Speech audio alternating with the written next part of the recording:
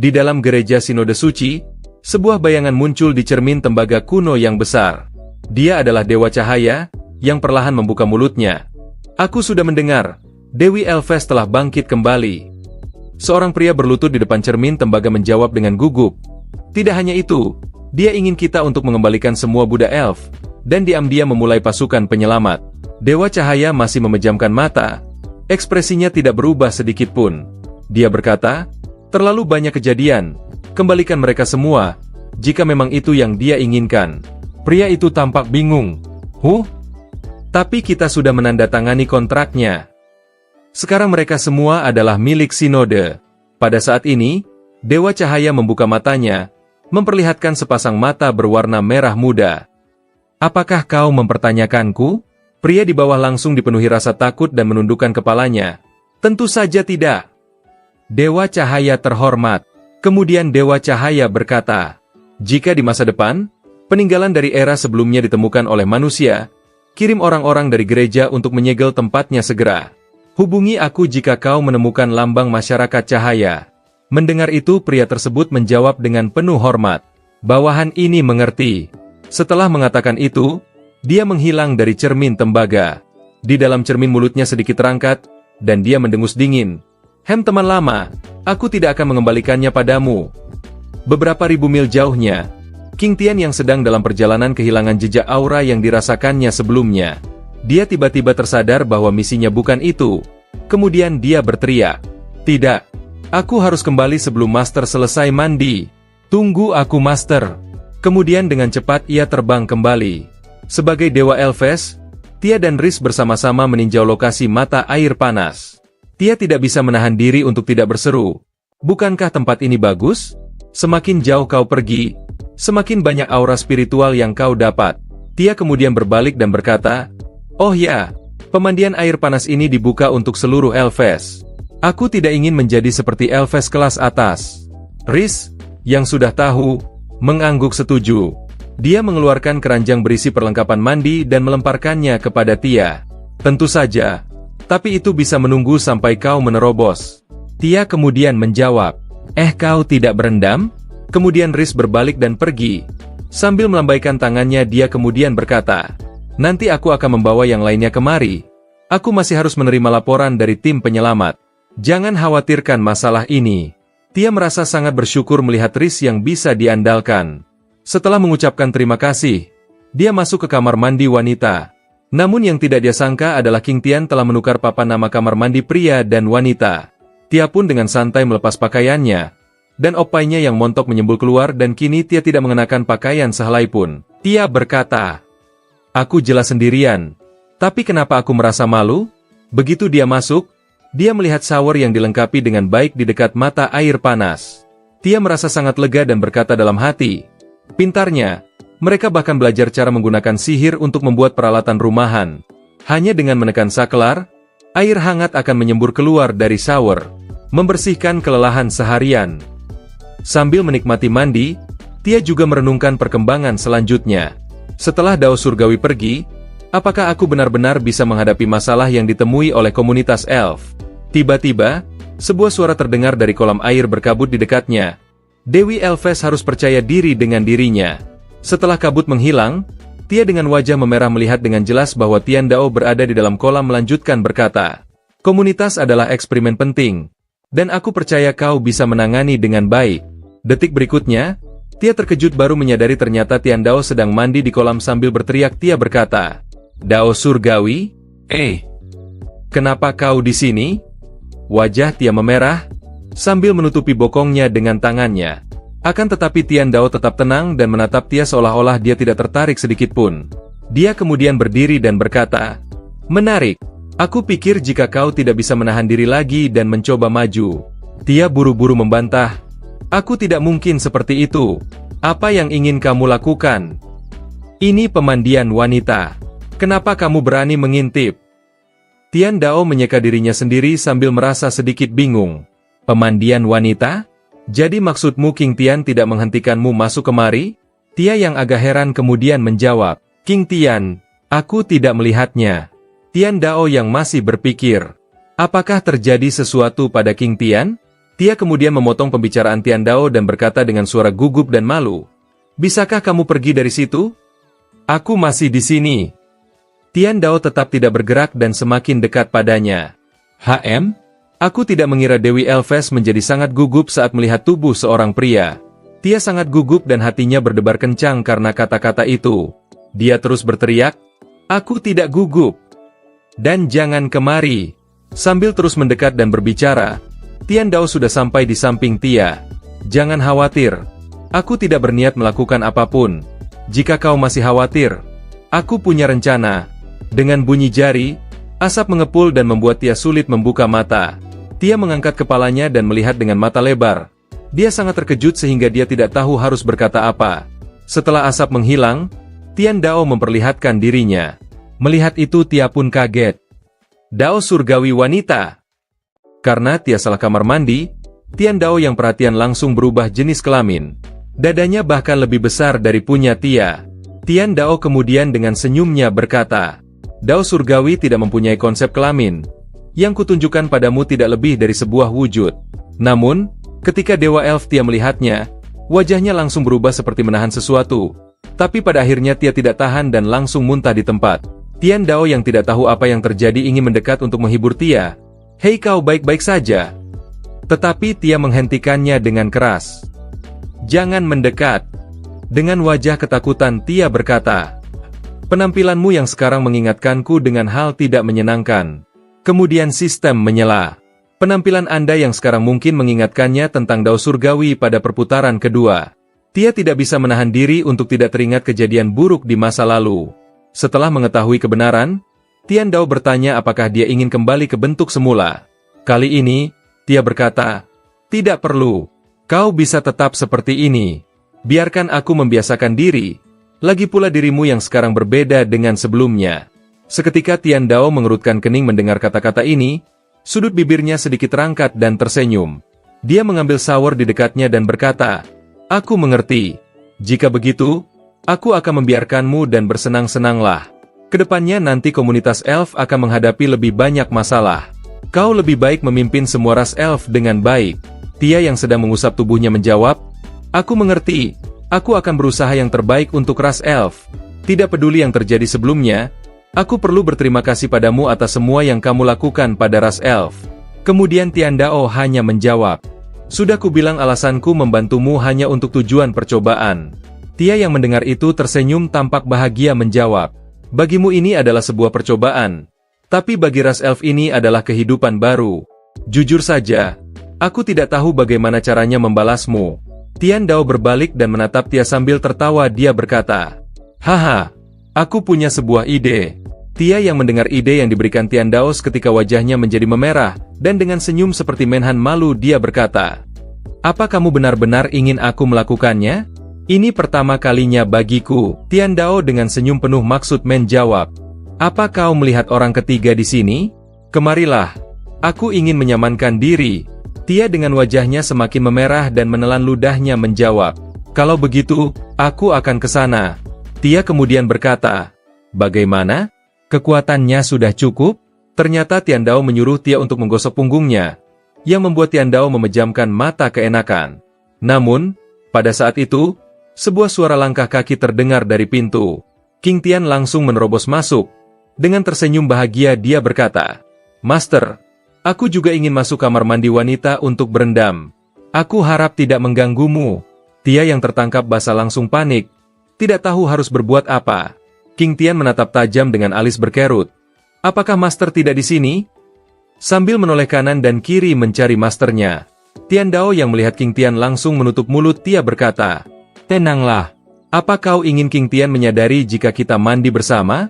Mendengar itu Tia kemudian mengangguk sambil membayangkan King Tian ngamuk pada dirinya karena ketahuan mandi dengan Tian Dao. King Tian yang tidak tahu apa-apa masuk ke sumber air panas, mengira Tian Dao sudah selesai berendam dan keluar.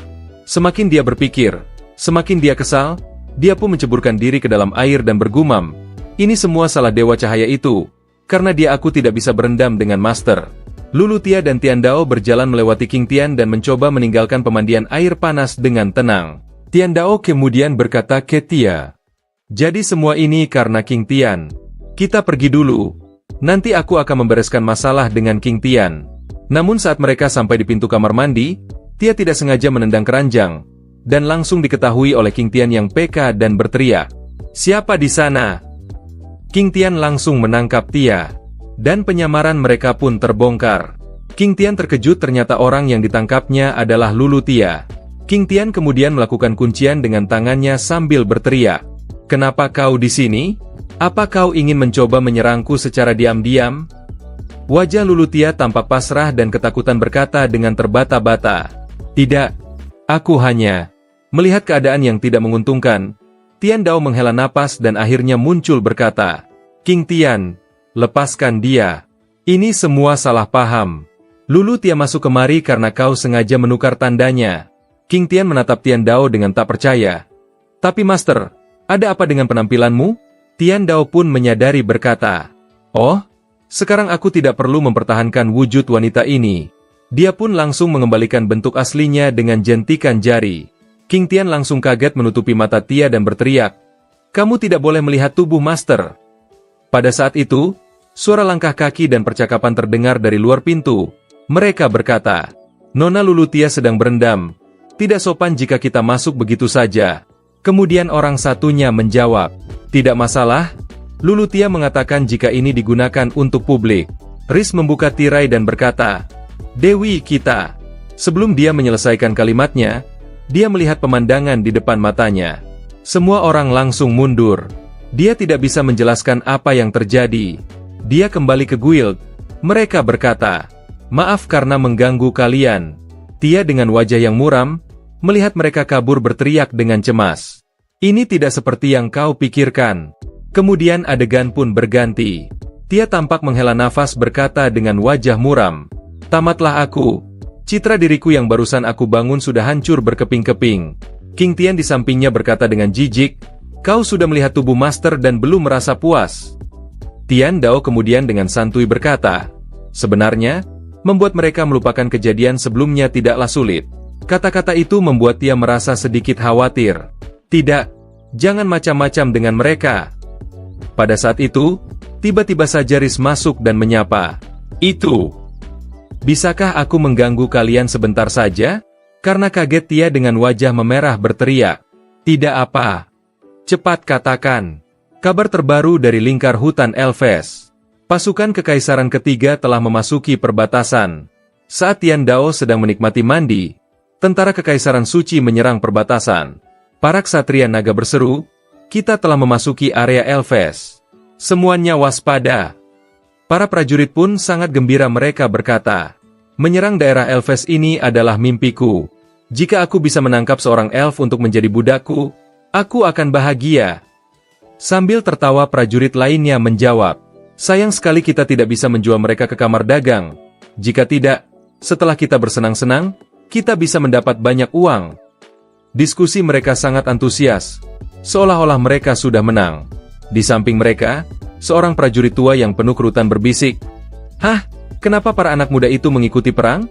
Para tentara baru itu masih tersenyum dan berkata, "Bukankah kau terlalu khawatir? Pasukan Kekaisaran berisikan 30.000 tentara kuat. Seharusnya para Elves lah yang harus khawatir."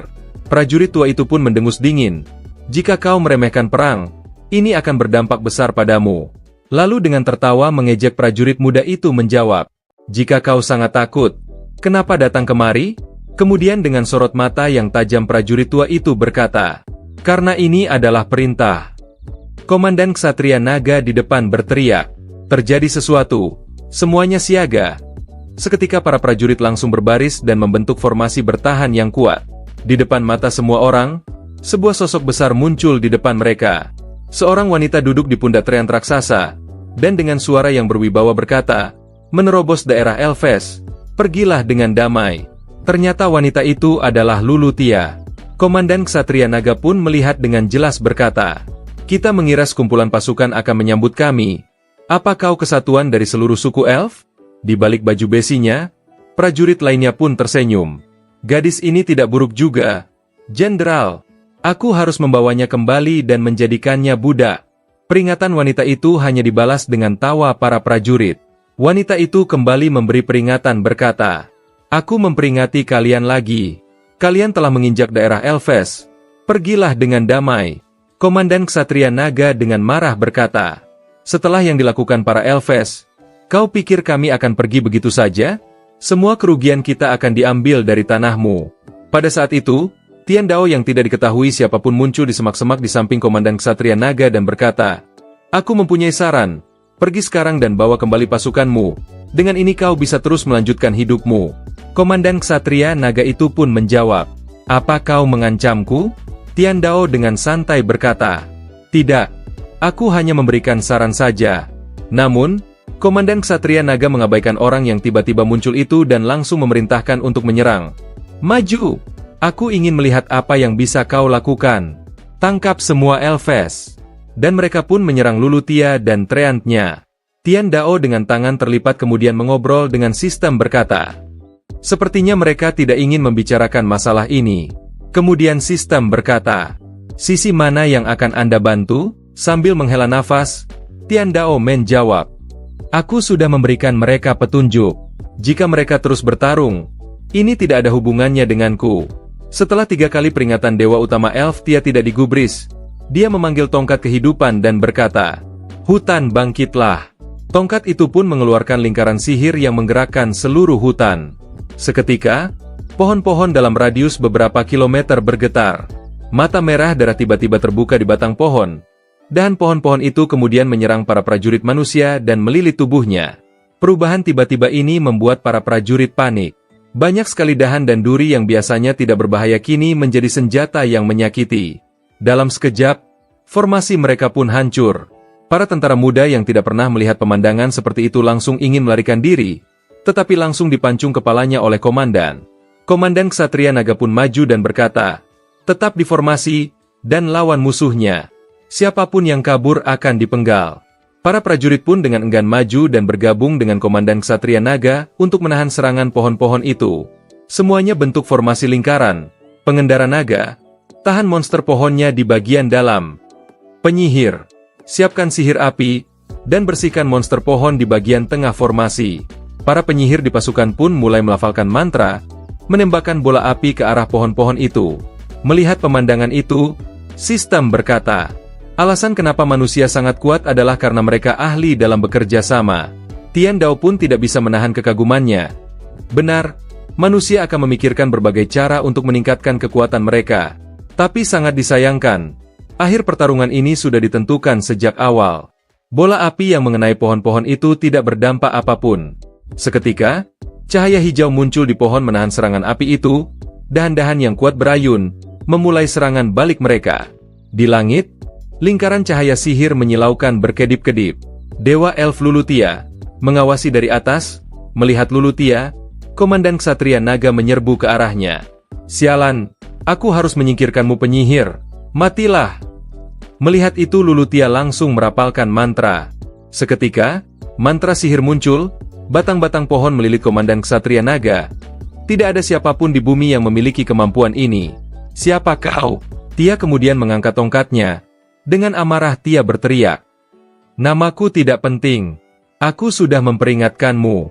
Seketika, sebuah lingkaran sihir seperti matahari muncul di langit, menembakkan cahaya yang sangat kuat ke bumi, menyelimuti semua tentara manusia.